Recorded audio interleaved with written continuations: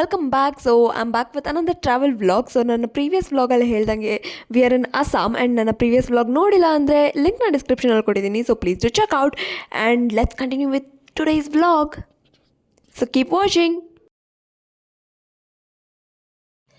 So ನಾವು ಅಸ್ಸಾಂಗೆ ಹೋಗಿದ್ದು ಮೇಜರ್ ರೀಸನ್ ಬಂದ್ಬಿಟ್ಟು ಕಾಮಾಖ್ಯ ದೇವಿ ಟೆಂಪಲ್ಗೆ ಹೋಗಬೇಕು ಅಂತಲೇ. ಸೊ ಕಾಮಾಖ್ಯ ದೇವಿ ಟೆಂಪಲ್ ಒಂದು ಎಕ್ಸ್ಕ್ಲೂಸಿವ್ ರೀಸನ್ ಆಗಿತ್ತು ನಾವು ಅಸ್ಸಾಂಗೆ ಹೋಗೋದಕ್ಕೆ. ಇನ್ಫ್ಯಾಕ್ಟ್ ನನ್ನ ತಾಯಿ ಯಾವಾಗ ಒಂದು ಮಾತು ಹೇಳ್ತಿರ್ತಾರೆ, ನಾವು ಎಷ್ಟೋ ಸತಿ ಏನೇನೋ ಸರ್ಕಸ್ ಬಿದ್ದಿರ್ತೀವಿ, ಆ ಟೆಂಪಲ್ಗೆ ಹೋಗಬೇಕು ಏನೇನೋ ಪ್ಲ್ಯಾನ್ ಮಾಡಿರ್ತೀವಿ, ಓಕೆ ಫೈನ್, ಸಾಕಷ್ಟು ಪ್ಲ್ಯಾನ್ ಮಾಡಿದ್ರೂ ಹೋಗೋಕ್ಕಾಗಿರಲ್ಲ. ಬಟ್ ನಾವು ಲೈಫಲ್ಲಿ ಲೀಸ್ಟ್ ಎಕ್ಸ್ಪೆಕ್ಟೆಡ್ ಪಾಯಿಂಟಲ್ಲಿದ್ದಾಗ ದೇವ್ರು ಕರ್ಸ್ಕೋಬೇಕು ಅಂತ ಮನ್ಸು ಮಾಡಿದ್ರೆ ಡೆಫಿನೆಟ್ಲಿ ಹೋಗ್ತೀವಿ ಅನ್ನೋದಕ್ಕೆ ಒಂದು ಕ್ಲಾಸಿಕ್ ಎಕ್ಸಾಂಪಲ್ ಇತ್ತು.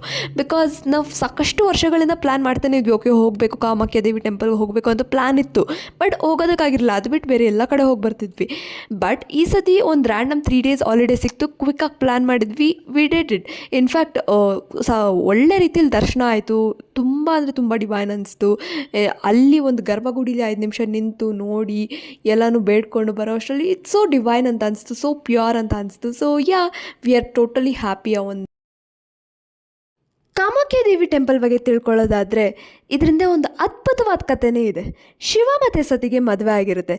ಸತಿಯ ತಂದೆ ಒಂದು ದಕ್ಷ ಒಂದು ಯಜ್ಞನ ಪರ್ಫಾರ್ಮ್ ಮಾಡ್ತಿರ್ತಾರೆ. ಆದರೆ ಸತಿಗೆ ಈ ಯಜ್ಞಕ್ಕೆ ಕರೆದಿಲ್ಲ ಅಂದರೆ ಏನಾಯಿತು ಅಂತ ಕ್ಯಾಶುವಲ್ ಆಗಿ ಸತಿ ಹೋದಾಗ ದಕ್ಷ ಸತಿಗೆ ಅವಮಾನ ಮಾಡ್ತಾರೆ. ಆದರೆ ತನ್ನ ಗಂಡ ಶಿವನಿಗೂ ಅವಮಾನ ಮಾಡಿದಾಗ ಸತಿ ಅದೇ ಯಜ್ಞಕುಂಡಕ್ಕೆ ಹಾರಿ ಪ್ರಾಣ ಬಿಡ್ತಾಳೆ. ಬಟ್ ಈ ವಿಷಯ ಶಿವನಿಗೆ ತಿಳಿದಾಗ ಆ ಸತಿ ಸುಟ್ಟಿರೋ ದೇಹನ ತನ್ನ ಕೈಯಲ್ಲಿ ಎತ್ಕೊಂಡು ಇಡೀ ಬ್ರಹ್ಮಾಂಡದ ಮೇಲೆ ಶಿವ ತಾಂಡವ ಆಡ್ತಾನೆ. ಶಿವನ ಕೋಪ ನೋಡಿದ ಎಲ್ಲ ದೇವತೆಗಳು ಭಯ ಬಿದ್ದು ಬ್ರಹ್ಮಾಂಡ ಎಲ್ಲಿ ನಾಶ ಆಗುತ್ತೋ ಅಂತ ಅಂದ್ಕೊಂಡು ವಿಷ್ಣು ತನ್ನ ಸುದರ್ಶನ ಚಕ್ರ ಬಿಡ್ತಾರೆ. ಸೊ ಸುದರ್ಶನ ಚಕ್ರ ಬಿಟ್ಟಾಗ ಸತಿಯ ದೇಹ 51 ತುಂಡುಗಳಾಗಿ ಅಂದರೆ 51 ಪೀಸಸ್ ಆಗಿ ಭೂಮಿ ಮೇಲೆ ಬೀಳುತ್ತೆ. ಆ್ಯಂಡ್ ಇವತ್ತಿಗೆ ನಾವು ಅದನ್ನು ಶಕ್ತಿಪೀಠ ಆಗಿ ರೆಕಗ್ನೈಸ್ ಮಾಡ್ತೀವಿ. ಸೊ ಈ ಎಲ್ಲ ಶಕ್ತಿಪೀಠಗಳು ಕೂಡ ಸತಿಯ ದೇಹದ ಭಾಗ. ಆ್ಯಂಡ್ ಕಾಮಾಖ್ಯ ದೇವಿ ಟೆಂಪಲ್ ಬಂದುಬಿಟ್ಟು ಸತಿಯ ಯೋನಿ ಭಾಗ ಅಂದರೆ ಜೆನಿಟಲ್ ಪಾರ್ಟ್ ಆಫ್ ಅ ಫೀಮೇಲ್ನ ನೋಡ್ಬೋದು ನಾವಿಲ್ಲಿ. ಕಾಮಾಖ್ಯ ದೇವಿ ಟೆಂಪಲ್ ಬಂದ್ಬಿಟ್ಟು ನಿಲಾಚಿ ಹಿಲ್ಸಲ್ಲಿದೆ. ಆ್ಯಂಡ್ ಇಲ್ಲಿ ಬಂದ್ಬಿಟ್ಟು ಕ್ಯೂ ಸಿಸ್ಟಮ್ ವಿಸಿಟ್ ಮಾಡೋದಕ್ಕೆ ನೋಡಿದ್ರೆ ಒಂದು VIP ಇರುತ್ತೆ, ಇನ್ನೊಂದು ಜನರಲ್ ಕ್ಯೂ ಇರುತ್ತೆ. VIP ಟಿಕೆಟ್ಸ್ ಇದ್ರೂ ಯಾವುದೇ ರೀತಿ ಅವೈಲಬಿಲಿಟಿ ಇರಲ್ಲ ಆ್ಯಂಡ್ ಯಾವಾಗೂ ಸೋಲ್ಡ್ ಔಟ್ ಆಗಿರುತ್ತೆ. ಇಫ್ ಇನ್ ಕೇಸ್ ಬೇಕಂದರೆ ಬೆಳಗ್ಗೆ 4:30ಗೆ ಎದ್ದೋಗಿ ತೊಗೊಂಡು ಅಲ್ಲೇ ಕ್ಯೂ ಅಲ್ಲಿ ಕಾದು ಹೋಗ್ಬೋದು. ಆವಾಗೂ ಕೂಡ 2 to 3 hours ಮಿನಿಮಮ್ ಅಂದರೂ ಬೇಕೇ ಬೇಕು. ಆ್ಯಂಡ್ ಜನರಲ್ ಕ್ಯೂಗೆ ಹೋದರೆ 3 to 4 hours ಬೇಕೇ ಬೇಕು, ವೀಕ್ ಡೇಸ್ ಆಗಿರಲಿ ವೀಕೆಂಡ್ಸ್ ಆಗಿರಲಿ. ಆ್ಯಂಡ್ ವೀಕೆಂಡ್ಸಲ್ಲಿ ಆ್ಯಕ್ಚುಲಿ 5 to 6 hours ಇನ್ನೂ ಜಾಸ್ತಿ ಆದರೂ ಆಗ್ಬೋದು. ಆ್ಯಂಡ್ ನಾವು ಆ್ಯಕ್ಚುಲಿ VIP ಟಿಕೆಟ್ ತೊಗೊಂಡಿದ್ವಿ.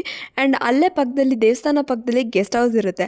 ಆ ಗೆಸ್ಟ್ ಹೌಸಲ್ಲೇ ಆಲ್ಮೋಸ್ಟ್ 1 hour ವೆಯ್ಟ್ ಮಾಡಾದ್ಮೇಲೆ ನಂಬರಿಂಗ್ ಸಿಸ್ಟಮ್ ಪ್ರಕಾರ ಹೊರಗಡೆ ಕಳಿಸ್ತಾರೆ. ಆ್ಯಂಡ್ ನಾನಿಲ್ಲಿ ಅಬ್ಸರ್ವ್ ಮಾಡಿದಂಥ ಒಂದು ಸ್ಟ್ರೇಂಜ್ ರಿಚುವಲ್ ಅಥವಾ ಸ್ಟ್ರೇಂಜ್ ಥಿಂಗ್ ಏನಂದರೆ, Kamakhya Devi temple is also known as cradle for tantras, ಅಂದರೆ ಮಾಟ ಮಂತ್ರಗಳು ಜಾಸ್ತಿ ಮಾಡ್ತಾರೆ. ಆ್ಯಂಡ್ ಅದನ್ನು ಇಲ್ಲಿ ಸ್ಟ್ರಾಂಗಾಗಿ ಕೂಡ ಬಿಲೀವ್ ಮಾಡ್ತಾರೆ. And at the same time ಬಲಿದಾನನೂ ಕೂಡ ಜಾಸ್ತಿ ಮಾಡ್ತಾರೆ. ನಾನು ಇನ್ಫ್ಯಾಕ್ಟ್ ಟೆಂಪಲ್ಗೆ ಹೋದಾಗ ಮೇಕೆ, ಪಾರಿವಾಳ ಆ್ಯಂಡ್ ಎಮ್ಮೆನೆಲ್ಲ ನೋಡಿದಾಗ ಇದೇನಿದು ಇಲ್ಲಿ ಇದ್ದಾವೆ ಅಂತ ನಾನು ಅಂದ್ಕೊಂಡೆ, ಏನಿದು ಅಂತ. ಬಟ್ ಅಲ್ಲಿ ಒಳಗಡೆ ಹೋಗಬೇಕಾದ್ರೆ ಅಲ್ವಾ ಅಲ್ಲಿ ಬಲಿದಾನ ಮಾಡೋದನ್ನ ನಾನು ನೋಡಿದೆ. ಇನ್ಫ್ಯಾಕ್ಟ್ ನಾನು ಅನ್ಕೋತಿದ್ದೆ, ಮೂವೀಸಲ್ಲೆಲ್ಲ ಅಷ್ಟೇ ನೋಡಿದ್ದು ನಾನು ಬಲಿದಾನ ಮಾಡೋದು, ಬಲಿ ಕೊಡೋದು ಎಲ್ಲ. ಅದು ಇವಾಗೂ ಕೂಡ ಎಕ್ಸಿಸ್ಟ್ ಆಗುತ್ತೆ ಅಂತ ನಾನು ಯಾವುದೇ ರೀತಿ ಅಂದ್ಕೊಂಡಿರಲಿಲ್ಲ. ಬಟ್ ಇಲ್ಲ, ಅಲ್ಲಿ ಮೇಕೆ ಎಮ್ಮೆನೆಲ್ಲ ಇವತ್ತಿಗೂ ಕೂಡ ಬಲಿ ಕೊಡ್ತಾರೆ. ಆ್ಯಂಡ್ ಅದು ಯಾವುದೇ ರೀತಿ ಇಲ್ಲೀಗಲ್ ಅಲ್ಲ. ಆ್ಯಂಡ್ ಬಲಿ ಕೊಟ್ಬಿಟ್ಟು ಅದರ ತಲೆ ಏನಿರುತ್ತೆ ಅಲ್ವ, ಮೇಕೆ ತಲೆ ಆಗಿರ್ಬೋದು, ಎಮ್ಮೆ ತಲೆ ಆಗಿರ್ಬೋದು, ಅದನ್ನು ಗರ್ಭಗುಡಿಗೆ ಹೋಗೋಕ್ಕೂ ಮುಂಚೆ 2 ಬಾಗಿಲು ಸಿಗುತ್ತೆ.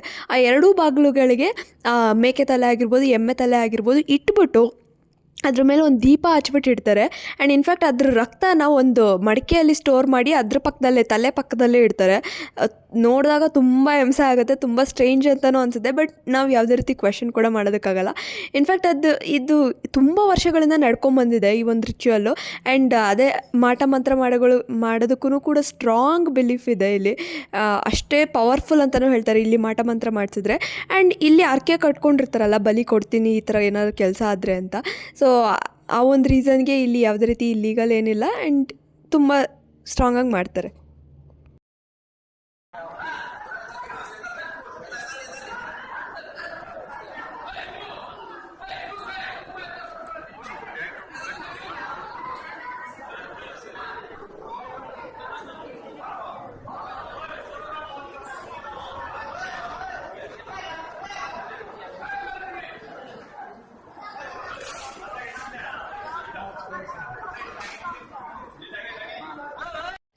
ಕಾಮಾಖ್ಯ ದೇವಿ ಟೆಂಪಲ್ ಬಂದ್ಬಿಟ್ಟು ವರ್ಷ ಪೂರ್ತಿ ಅಂದರೆ 365 ಡೇಸ್ ಕೂಡ ಓಪನ್ ಇದ್ದೇ ಇರುತ್ತೆ. ಆದರೆ ಸತಿಯ ಋತುಮಾನ ಕಾಲ ಬಂದು 3 ದಿನ, ಅಂದರೆ ಮೆನ್ಸ್ಟ್ರೇಷನ್ ಪೀರಿಯಡ್ ಆಫ್ ಸತಿ ಈಸ್ 3 ಡೇಸ್. ಸೊ ಅವಾಗ ಸತೀಸ್ ಜೆನಿಟಲ್ ಪಾರ್ಟ್ ಅಂದರೆ ಸತಿಯ ಯೋನಿ ಭಾಗನ ಬಿಳಿ ಬಟ್ಟೆಯಿಂದ ಕವರ್ ಮಾಡಿ ಟೆಂಪಲ್ನ ಕಂಪ್ಲೀಟಾಗಿ ಕ್ಲೋಸ್ ಮಾಡ್ತಾರೆ. ಆ್ಯಂಡ್ ಆ ಟೈಮಲ್ಲಿ ಬ್ರಹ್ಮಪುತ್ರ ನದಿ ಕೂಡ ಕಂಪ್ಲೀಟಾಗಿ ಕೆಂಪಾಗುತ್ತಂತೆ. ಆ್ಯಂಡ್ 3 ದಿವಸ ಬಿಟ್ಟು ಬಂದು ಟೆಂಪಲ್ ಓಪನ್ ಮಾಡಿದಾಗ ಆ ಯೋನಿ ಭಾಗದ ಮೇಲೆ ಏನು ಬಟ್ಟೆ ಹಾಕಿರ್ತಾರಲ್ಲ, ವೈಟ್ ಬಟ್ಟೆ, ಅದು ಕಂಪ್ಲೀಟಾಗಿ ರೆಡ್ ಆಗಿರುತ್ತಂತೆ. ಇನ್ಫ್ಯಾಕ್ಟ್ ಅದನ್ನು ಪ್ರಸಾದ ರೀತಿಲಿ ಪೂಜೆ ಆದಮೇಲೆ ಸಾಕಷ್ಟು ಭಕ್ತಾದಿಗಳು ಕೊಡ್ತಾರಂತೆ. ಆ್ಯಂಡ್ ನಾವು ಎಲ್ಲ ಕಡೆ ಇವಾಗೂ ಕೂಡ ನಾವು ಯಾವುದೇ ಜನ್ರೇಷನಲ್ಲಿದ್ದರೂ ಕೂಡ ಒಂದು ಪಾಯಿಂಟಲ್ಲಿ ಮೆನ್ಸ್ಟ್ರೇಷನ್ ಬಗ್ಗೆ ಮಾತಾಡಬೇಕು ಅಂದರೆ ಎಲ್ಲೋ ಒಂದು ಕಡೆ ಹಿಂಜರಿತೀವಿ. ಅದು ಇವತ್ತಿಗೂ ಕೂಡ ಎಷ್ಟೋ ಪ್ಲೇಸಸಲ್ಲಿ ನಾವು ಟ್ಯಾಬು ಅಂತ ಕನ್ಸಿಡರ್ ಮಾಡ್ತೀವಿ. ಬಟ್ ಅಸ್ಸಾಮಲ್ಲಿ ಇದನ್ನು ತುಂಬ ಓಪನಾಗಿ ಅಕ್ಸೆಪ್ಟ್ ಮಾಡ್ತಾರೆ. ಇದನ್ನು ಒಂದು ರೀತಿ ಸೆಲೆಬ್ರೇಷನ್ ಅಂತಲೇ ಹೇಳ್ತಾರೆ. ಇನ್ಫ್ಯಾಕ್ಟ್ ಸೌತ್ ಇಂಡಿಯಾದಲ್ಲೂ ಕೂಡ ಸೆಲೆಬ್ರೇಟ್ ಮಾಡ್ತೀವಿ, ಇಲ್ಲ ಅಂತಲ್ಲ. ಬಟ್ ಎಲ್ಲೋ ಒಂದು ಕಡೆ ವಿ ಸ್ಟಿಲ್ ಒಂದು ಸ್ಟೆಪ್ ಬ್ಯಾಕ್ವರ್ಡ್ ಇಡ್ತೀವಿ ಅದ್ರ ಬಗ್ಗೆ ಮಾತಾಡಬೇಕಾದ್ರೆ. ಬಟ್ ಅಸ್ಸಾಮಲ್ಲಿ ಆಗಲ್ಲ, ತುಂಬ ಓಪನ್ ಆಗಿ ಇದ್ರ ಬಗ್ಗೆ ಡಿಸ್ಕಷನ್ ಮಾಡ್ತಾರೆ, ತುಂಬ ಓಪನಾಗಿ ಮಾತಾಡ್ತಾರೆ, ತುಂಬ ಓಪನಾಗಿ ಅಕ್ಸೆಪ್ಟ್ ಮಾಡ್ತಾರಂತೆ. ಆ್ಯಂಡ್ ಇನ್ನೊಂದು ರಿಚುವಲ್ ಏನಂದರೆ, ಬುಟ್ಟಿಯಲ್ಲಿ ಪಾರಿವಾಳಗಳನ್ನ ಇಟ್ಕೊಂಡು ಮಾರ್ತಾ ಇರ್ತಾರೆ. ಅದನ್ನು 100 ರೂಪೀಸ್ಗೆ 2 ಮಾರ್ತಾರೆ. ಸೊ ಅದನ್ನು ತೊಗೊಂಡು ಹಾರಿಸ್ಬೋದು. ಆ್ಯಂಡ್ ಇನ್ಫ್ಯಾಕ್ಟ್ ನಮ್ಮ ಮುಂದೆ ಒಬ್ಬರು ಕಪಲ್ ನಿಂತಿದ್ದರು. ಸೊ ನಮ್ಮಮ್ಮ 2 ಪಾರಿವಾಳ ತೊಗೊಂಡು ಹಾರಿಸಿದಾಗ ಒಂದು ಪಾರಿವಾಳ ಬಂದು ಆ ಕಪಲ್ ಒಂದು ಬುಟ್ಟಿ ಇಟ್ಕೊಂಡಿದ್ರು, ಆ ಬುಟ್ಟಿ ಒಳಗೆ ಹೋಗಿಬಿತ್ತು. ಆ್ಯಂಡ್ ಅವ್ರು ಎಷ್ಟು ಖುಷಿಪಟ್ಟರು ಅಂದರೆ ಇಟ್ ವಾಸ್ ವೆರಿ ಅನ್ಎಕ್ಸ್ಪೆಕ್ಟೆಡ್. ಅವ್ರು ನಿಂತ್ಕೊಂಡು ಫೋಟೋ ತೆಗೆಸ್ಕೊತಿದ್ರು. ಆ್ಯಂಡ್ ಸಡನ್ನಾಗಿ ಹೋಗಿ ಆ ಪಾರಿವಾಳ ಹಾರ್ಕೊಂಡೋಗಿ ನಾವು ಬಿಟ್ಟಿದ್ದ ಪಾರಿವಾಳ ಹೋಗಿ ಅವ್ರು ಬುಟ್ಟಿಲ್ವಿತ್ತು. ಅವ್ರು ಎಷ್ಟು ಖುಷಿಪಟ್ಟರು ಅಂದರೆ ಎಲ್ಲೋ ಒಂದು ಕಡೆ ದೇವರೇ ಒಂದು ರೀತಿ ಪ್ರಸಾದ ಕೊಟ್ಬಿಟ್ರೇನೋ ಅಂತ ಎಷ್ಟು ಪಾಸಿಟಿವ್ ಆಗಿ ಅದನ್ನ ಇಟ್ಕೊಂಡು ಫೋಟೋ ಎಲ್ಲ ತೆಗೆಸ್ಕೊಂಡು ಕಣ್ಣಿಗೆಲ್ಲ ಒತ್ಕೊಂಡು ತುಂಬ ಅಂದರೆ ತುಂಬ ಖುಷಿಪಟ್ಟರು. ಆ್ಯಂಡ್ ಇನ್ಫ್ಯಾಕ್ಟ್ ಅದೆಲ್ಲ ಆದಮೇಲೆ ನಮಗೆ ಬಂದು ಥ್ಯಾಂಕ್ಸ್ ಕೂಡ ಹೇಳಿದ್ರು. ದೇವಿ ಆಶೀರ್ವಾದ ಮಾಡ್ದಂಗೆ ಅನಿಸ್ತು ನಮಗೆ, ಥ್ಯಾಂಕ್ ಯು ಸೋ ಮಚ್ ಅಂತ ಹೇಳಿದ್ರು. ಇನ್ಫ್ಯಾಕ್ಟ್ ಅವ್ರ ಖುಷಿ ನೋಡಿ ನಮಗೂ ಕೂಡ ಖುಷಿ ಆಗೋಯ್ತು. ಎಷ್ಟು ಅನ್ಎಕ್ಸ್ಪೆಕ್ಟೆಡ್ ಥಿಂಗ್ ಅದು ಅಂತ. ಬಿಡ್ರಿ ಅಲ್ಲಿ ಗೋಪುರ ಕಡೆ ಬಿಡ್ರಮ್ಮ, ಕೆಳಗಡೆ ಕಾಲು ಇಟ್ಕೊಳ್ರಿ.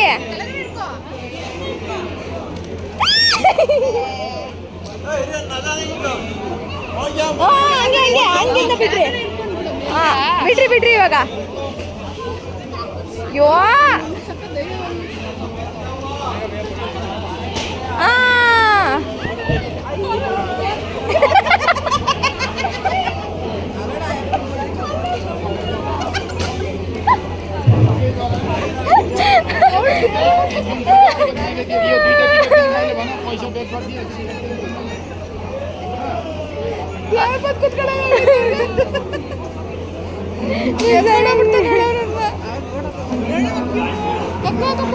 ತಕ್ಕೊಂಡು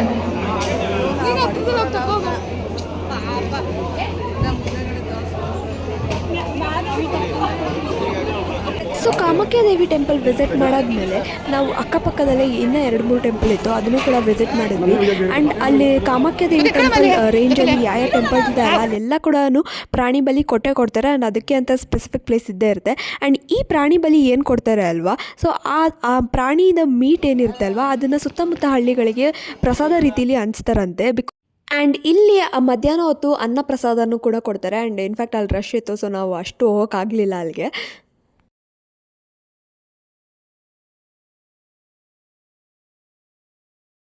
ಸೊ ಹೋಪ್ ಎಲ್ರಿಗೂ ಈ ವಿಡಿಯೋ ಇಷ್ಟ ಆಗಿದೆ ಅನ್ಕೊಂತ ಈ ವ್ಲಾಗ್ನ ಇಲ್ಲಿಗೆ ಮುಗಿಸ್ತಾ ಇದ್ದೀನಿ. So please subscribe to my channel, like ಮಾಡಿ, ಶೇರ್ ಮಾಡಿ, ಕಮೆಂಟ್ ಮಾಡೋದು ಮರಿಬೇಡಿ. ಆದಷ್ಟು ಬೇಗ ಮತ್ತೊಂದು ವ್ಲಾಗ್ ಜೊತೆ ಬಾಕಾಗ್ತೀನಿ. ಅಂದರೆ ದೆನ್ ಸ್ಟೇ ಟ್ಯೂನ್, ಸಬ್ಸ್ಕ್ರೈಬ್ ಮಾಡೋದು ಮರಿಬೇಡಿ. Love you all, take care, bye bye.